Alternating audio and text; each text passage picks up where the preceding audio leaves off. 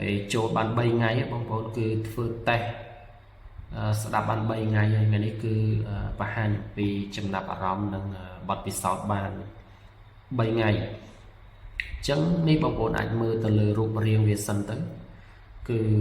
តូចខ្លាំងមែនទែនប្រអប់វាតូចហើយនេះបងប្អូនអាចមើលបាន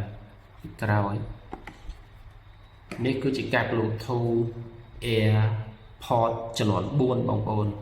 គឺរូបរាងរបស់វាគឺតូចមែនទែនបងប្អូនតូចមែនទែនប៉ុន profile បងប្អូនប៉ុនកុងហ្វឡុង BTS 11បងប្អូនគឺតូចអីនិយាយទៅហើយខ្ញុំស្ដាប់3ថ្ងៃហ្នឹងខ្ញុំទៅសើទៅលើថ្មបងប្អូនគឺថ្មរបស់វាគឺខ្លាំងអត់ដូចទៅនឹង AirPod 2អត់ដូចទៅនឹង AirPod ទេគឺថ្មរបស់វាស្ដាប់ពីព្រឹកខ្ញុំជាធម្មតាខ្ញុំដាក់ពីម៉ោង7 8ព្រឹករហូតដល់ល្ងាចបងប្អូនតែវាអត់អស់គឺសរសើរមែនតែននិយាយមែនបងប្អូនថ្មវាគឺកាន់អត់ដូច AirPod 2ទេគឺបានដល់3ខ្ទង់3ម៉ោង2 3ម៉ោងអស់ហើយតែនេះគឺកាន់ខ្លាំងស្ដាប់ដូចថាពីព្រឹកដល់ល្ងាចនៅអត់អស់ទៀត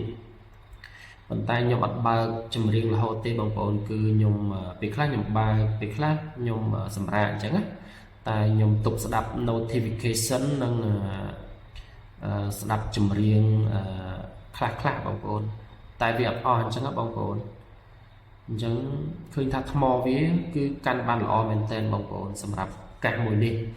ហើយវាអត់ស័ក្តិសមបងប្អូនដោយសាររូបរាងរបស់វាគឺតូចខ្លាំងមែនទែនបងប្អូនវាអត់សមថាថ្មបានប៉ុណ្្នឹងទេ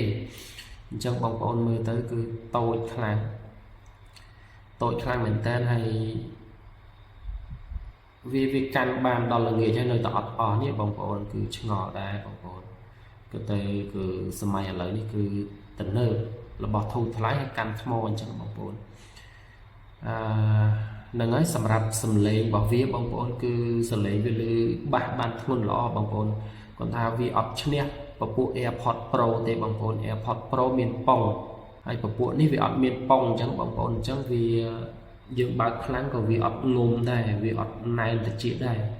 វាលើបាសពិតមែនតែវាបាសលក្ខណៈថាវាអត់ងុំនិយាយទៅបាសវាអត់ងុំតែសំឡេងវាគឺបុកបរោះបងប្អូនគាត់ថាវាអត់ងុំលើបាសខ្លាំងអញ្ចឹងបងប្អូនបើពពួក AirPod Pro អានោះវាដាក់ទៅណែនតិចឲ្យបើកសំឡេងទៅដូចក្នុង club តែនេះគឺដូចរបៀបស្ដាប់បាស JBL Extreme អញ្ចឹងបងប្អូនតែបើ AirPod Pro 2 Pro អីអានោះវាដូចបាសធំអញ្ចឹងណា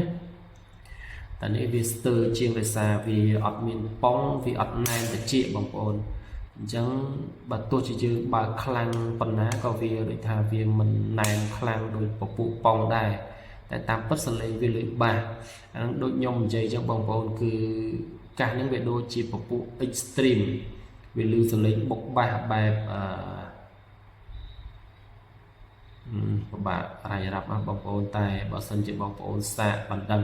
អញ្ចឹងបើសិនជាបងប្អូនចង់ដឹងថាសលេងវាបុកប៉ុណ្ណាបងប្អូនទិញមួយទៅដឹងហើយបងប្អូនគាត់ថាថ្មវាកាន់ខ្លាំងបងប្អូនកាន់មកអេម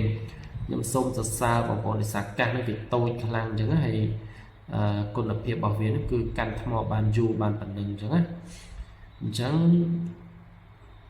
នឹងចាំមានវីដេអូក្រោយទៀតបងប្អូនវីដេអូនេះគឺមានតែប៉ុណ្្នឹងអរគុណបងប្អូនទាំងអស់គ្នាសម្រាប់មើលវីដេអូនេះដើម្បីដឹងអំពីកាសអញ្ចឹងបងប្អូនអរគុណ